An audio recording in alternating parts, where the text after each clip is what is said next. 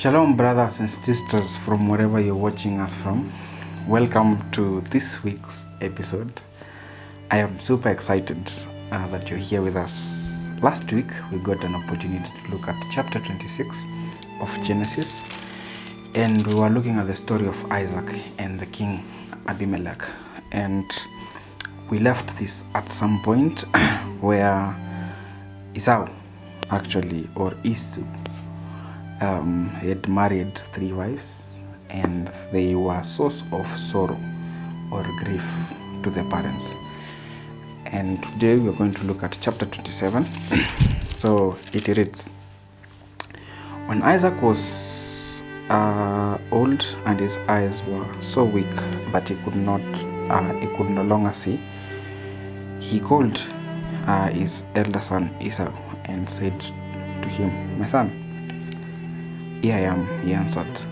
Isaac said, "I am now an old man, and I don't know the day of my death.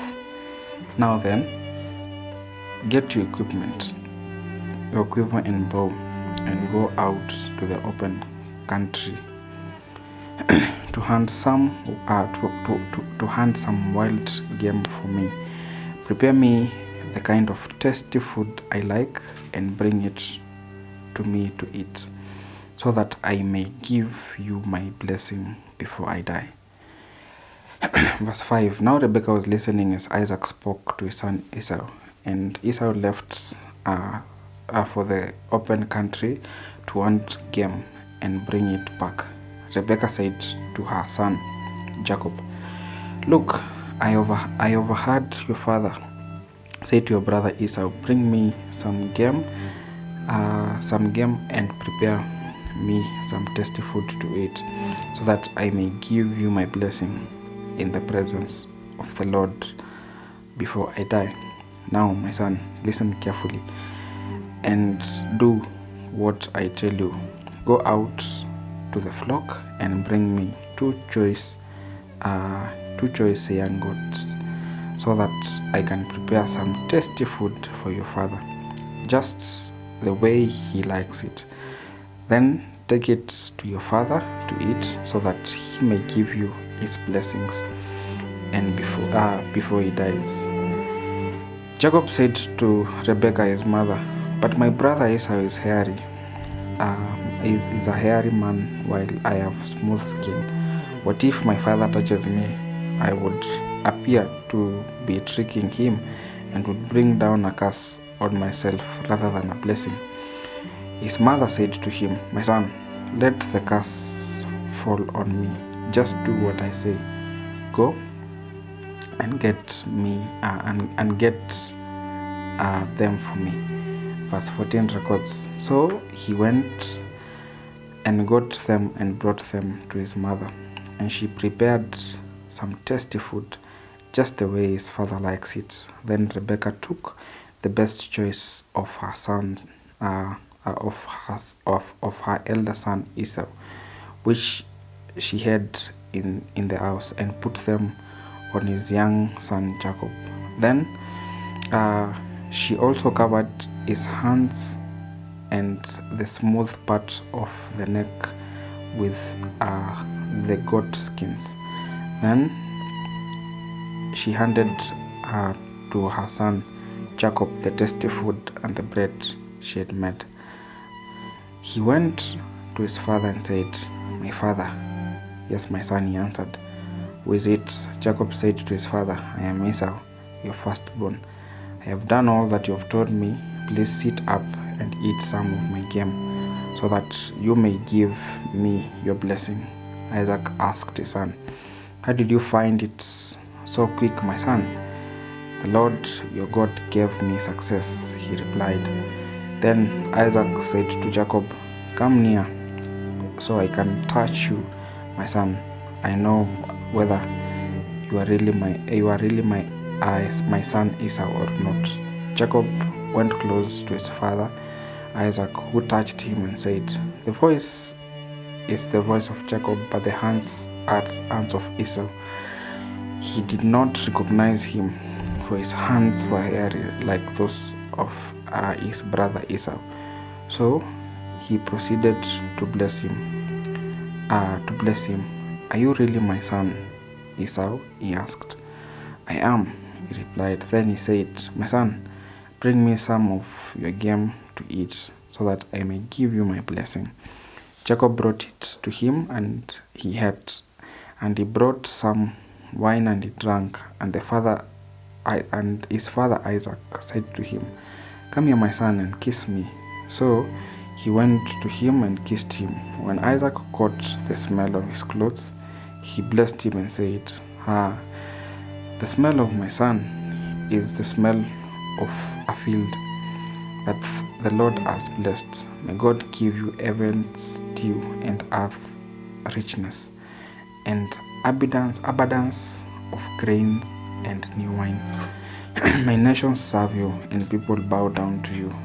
Be Lord over your brothers, and may the sons of your mother bow down to you.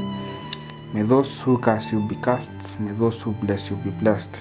After Isaac finished blessing him, Jacob had scarcely left his father's presence. His brother Esau came from hunting. He took and prepared some tasty food and brought it to his father. Then he said to him, Father, please sit up and eat some of my game, so that you may give me your blessing. His father Isaac asked him, who are you? I am your son, he answered, your firstborn, Esau. Isaac trembled violently and said, who is it then? He hunted game and brought it to me. I ate it just before you came and blessed him, and indeed he will be blessed. When Esau heard his father's words, he bursted out with a loud and bitter cry and said to his father, bless me to my father. But he said, your brother came deceitfully and took your blessing. Esau said, isn't it he rightly named Jacob? This is the second time he has taken advantage of me. He took birthright, and now he's taken my blessing. Then he asked, haven't you reserved any blessing for me? Isaac answered, I have made him lord over you, and I have made all his relatives his servants, and I have sustained him with grain and new wine. So what can I possibly do for you, my son? Esau said to his father, do you have only one blessing, my father? Bless me to my father. Esau replied. Esau wept aloud. His father Isaac answered him, your dwelling will be away from the earth's richness, away from the dew of heaven above. You will live by the sword, and you will serve your brother. But when you grow restless, you will throw his yoke from your neck. Verse 41. Esau held a grudge against Jacob because of the blessings his father had given him. He said to himself, the day of mourning for my father are near. Then I will kill my brother Jacob. When Rebekah was told what his elder son had said, she sent for her younger son Jacob and said to him, your brother Esau is planning to avenge himself by killing you. Now then, my son, do what I say. Flee at once to my brother Laban in Haran. Stay with him for a while until your brother's fury subsides. When your brother is no longer angry with you and forget what you did to him, I'll send word for you to come back from there. Why should I lose both of you in one day? Then Rebekah said to Isaac, I am distinguished with the living because of those Hittite women. If Jacob takes a wife from among the women of this land, from Hittites women like this, my life will not be worth living. Brothers and sisters, this is a very interesting episode of just seeing how words are very powerful. If you can remember a few chapters before, there's a day Esau came to Jacob and he was very angry actually, and he asked him, "Hey brother man, can you give me something to eat?" But this guy tricked him actually, said, "Before I give you something to eat, you have to sell for me your birthright." And if you remember well, this guy said, "Okay, if it's a matter of birthright and I am dying here, so I'll give it to you." So he sells his birthright actually for that food. And in this chapter, the mother actually overheard of the conversation between Isaac and his firstborn Esau. And he decided, okay, these blessings are going to go to my younger son, whom I love. Because actually the Bible records that Isaac loved Esau and Rebekah loved his son Jacob. And of course, Rebekah instructs his son to prepare a good meal for him. He even gives him his brother's clothes and puts some goat skin into his hands, where he knew his father, of course, could have touched. And he goes to actually his father and he tells him, "Bana, me, I have come for the blessings." And Jose sits down, eats, but in his spirit he feels like, this guy is not Esau. So what happened? How did you go that fast? And you got the game meat. And he said, "Bana, the God has been on my side, so that is why I've come this fast." But actually what happens eventually, Isaac is convinced that Jacob is Esau, and he blesses him with everything. When you read from verse 27, the Bible says, "So he went to kiss him, and when Isaac caught the smell of the clothes, he blessed him and said, all this blessing, the smell of my son is like the smell of field that the Lord has blessed. May God give you heavens, dew, and the earth riches." Like he gives him all the blessings. And from verse 30 we see now his son coming. That is the firstborn Esau, and says, "Hey, Messiah, I have come, I have brought it now. Sit down and eat." And he asks him, "But as you have blessed someone like a few minutes ago, who was that?" And he says, yeah, that was not me, I did not come." He says, "But see, your brother has taken your blessings away." And this brings a lot of sorrow actually to Esau, because actually the one blessing that actually his father gives him is, you will dwell, your dwelling will be away from the earth's richness, away from the dew of heaven above. You will live by sword and you will serve your brother. But when you grow restless, you will throw his yoke from your own neck. Now, that is the only blessing that his father gives him. And that meant when he's tired of doing what he's doing, then he will throw that yoke. Of course, it was left to him to decide how to throw that yoke out of his neck. But when you look actually at verse 41, the Bible records of how Isaac was actually in deep sorrow with what Jacob had done to him. And the mother decides to send Jacob away to his brother Laban, just to ensure that he does not die. So the mother plans to send Jacob to Haran, and he talks to Isaac and he says, "If my son Jacob follows the way of his brother Esau and marries these Hittite women, then my life will not be worth living." A few insights from these chapters, brothers and sisters. God ordains things to happen in a very funny way. Looking at how actually Esau sold his birthright, it didn't look like something big.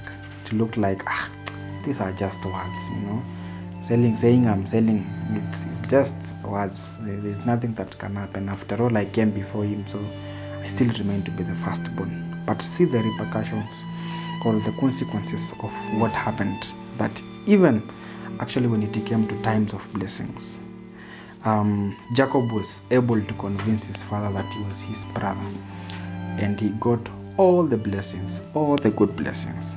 And this is just to show us how words are powerful and how important are the things God has bestowed in our hands. Sometimes we take them for granted. Sometimes we don't understand how much God has given to us. And if asked, actually, we might sit down and think, this thing is just like a small thing. It doesn't make sense. It doesn't add value. But the truth is, the repercussions might be more than you think. May the God of heaven actually help us to understand this truth, that whatever He has blessed us and He has bestowed in our hands, we need to take good care of them.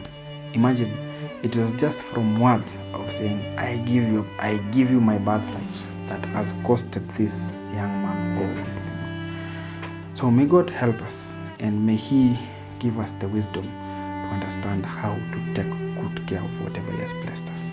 Number 2, look at how these Hittite women actually are disguising or are bringing sorrow to these people, because I think amongst the things that made Rebecca start hating the son, if I might use that, is because of the women. And you never know, the Bible is not clear of how they treated the parents, but I think, or I tend to suppose, that these people were not treated well by these women. And so when you see the chapter, when it is ending, Rebecca says to Isaac, if our son Jacob decides to go this direction that our son Esau has taken, then my life will not be worth living. This meant that these guys had brought a lot of sorrow to this woman. This is a challenge maybe to our sisters out there. I don't know how we have been living with our in-laws, and sometimes you might be bringing sorrow that the woman still sits and regrets the reason as to why the son loved you, and this might be because of your character or the way you're treating them. But may God help us. May He give you wisdom and us wisdom to know how to treat our parents well, because I'm 100% sure if these women had treated Rebecca and Esau well, then they would not have talked this ill about them. So may the God bless you from wherever you're watching us from. In case you feel that I've left out something, kama kawaida, write it on the comment section, and may the God bless you. See you next week, same place, same time. Shalom.